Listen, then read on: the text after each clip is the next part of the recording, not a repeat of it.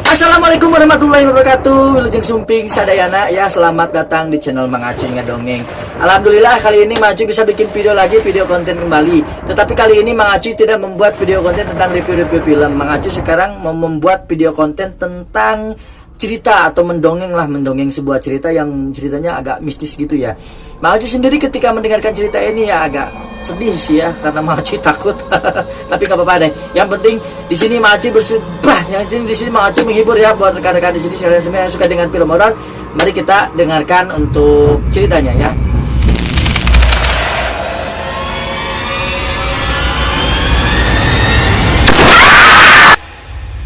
Dikisahkan seorang pria bernama Mas Hendra yang mendapatkan kenaikan jabatan sebagai seorang supervisor.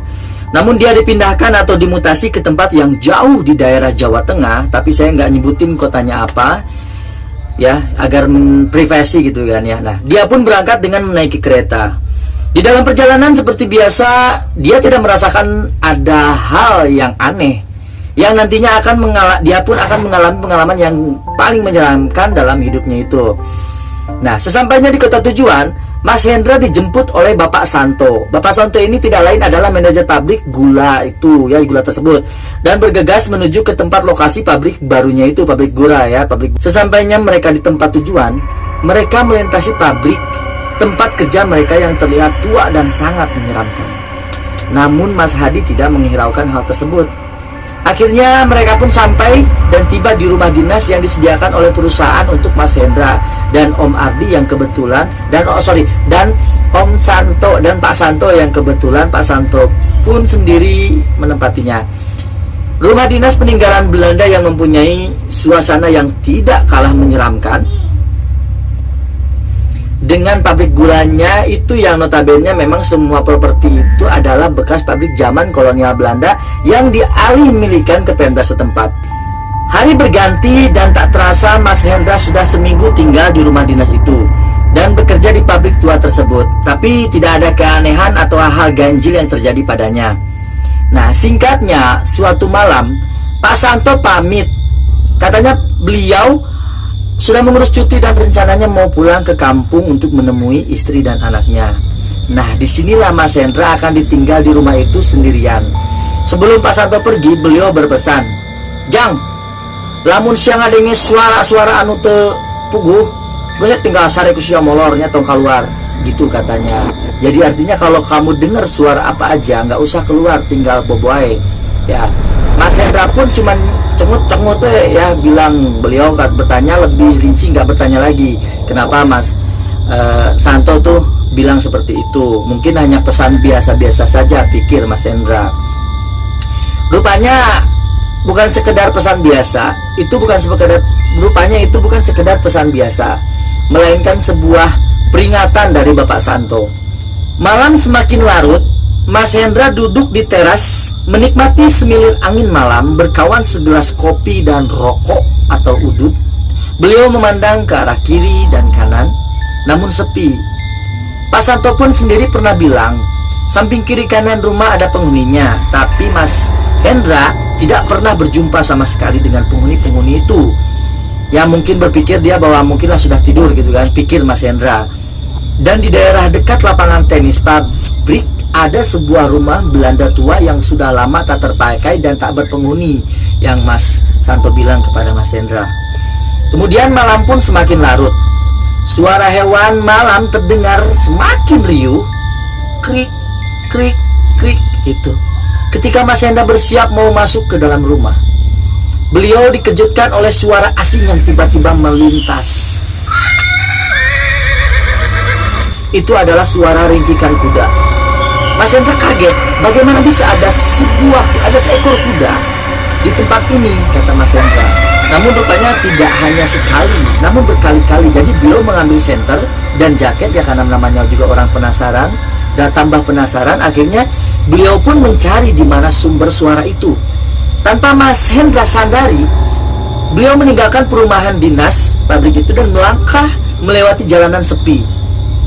Penerangan di kawasan pabrik memang tidak terlalu bagus. Berbekal cahaya bulan, Mas Hendra pergi menelusuri jalan setapak. Ia bergerak menuju lapangan tenis. Namun suara itu semakin menjauh, dan rasa penasaran Mas Hendra di isi kepalanya itu semakin menjadi. Mas Hendra tidak memikirkan apapun dan dia terus berjalan menyusuri lorong, menyusuri jalan setapak itu. Dan Mas Hendra pun belum curiga terhadap apapun dan juga dia belum sadar rupanya ya. Tanpa Mas Hendra sadari, ia sudah memasuki perumahan Londo atau perumahan Belanda itu. Kali ini suara itu menghilang, lenyap entah kemana. Dan Mas Hendra pun langsung sadar, dia sudah berjalan sejauh ini. Kemudian Mas Hendra berniat ingin kembali. Ia mencium aroma yang wangi. Dia hirup aromanya itu, semakin lama semakin menyengat, dan penasaran Mas Hendra pun mengintip ke rumah Belanda itu. Dari balik pohon, dilihatnya dengan seksama apa yang ada di depan sana, dan kaget bercampur bingung. Di rumah itu ada sosok yang tegak berdiri, mengenakan gaun putih panjang dengan rambut yang panjang terurai sampai ke lantai. Sosok itu menatap jalanan. Posturnya tinggi, ramping, dan berbau wangi dan sangat cantik. Dalam kebingungan, Mas Hendra baru sadar bagaimana bisa ada seseorang di rumah itu, yang memang rumah itu notabene tidak ada siapa-siapa, dan juga rumah itu adalah rumah tua peninggalan Belanda. Sosok itu memandang pohon radu tempat Mas Hendra bersembunyi. Mas Hendra itu berdiam diri, mencoba agar sosok itu tidak mendekati. Rupanya wangian itu semakin menyengat seolah sosok itu mendekatinya. Mas Hendra berbalik untuk mengintip kembali, dan benar saja dugaannya. Sosok wanita Belanda itu rupanya mendekati Mas Hendra dengan terbang. Kakinya tidak menyentuh tanah sama sekali. Tak peduli kemana Mas Hendra pun berlari, yang penting menyelamatkan diri terlebih dahulu. Sampai akhirnya Mas Hendra berhenti untuk mengistirahatkan kakinya, dan sangat-sangat benar-benar sempoyongan dan haheho. Baru sadar ia berlari jauh ke samping lapangan tenis tersebut. Di bawah dua pohon asem yang sangat besar, Mas Hendra bersembunyi di situ, dan ternyata dia tidak sendirian. Dia ditemani oleh sosok yang sangat tinggi besar, yang dilihatnya nyaris seperti pohon asem itu. Ternyata itu adalah kaki dari demit penunggu lapang tenis itu.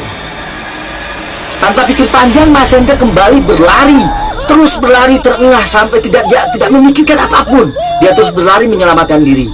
Akhirnya rumah dinasnya pun berada beberapa ratus meter lagi. Ketika akhirnya beliau sampai di pintu, Mas Hendra langsung pergi ke kamar tidurnya. Namun rupanya malam mengerikan itu belum berakhir, karena teror yang selanjutnya adalah puncak teror yang membuat Mas Hendra angkat kaki dari rumah dinas khusus supervisor itu.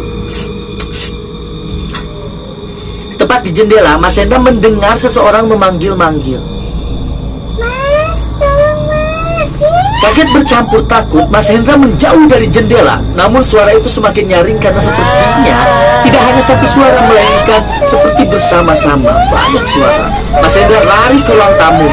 Di ruang tamu sama sekali tidak mengurangi rasa takut Mas Hendra karena suara itu semakin terdengar. Akhirnya Mas Hendra memberanikan diri melihat dan membuka hordeng jendela ruang tamu yang menghadap ke halaman rumah itu. Betapa terkejutnya Mas Hendra. Rupanya di depan banyak sekali pocong menatap rumah Mas Hendra. Dan tidak hanya satu, melainkan lebih dari 10 pocong mengelilingi rumah dinas itu.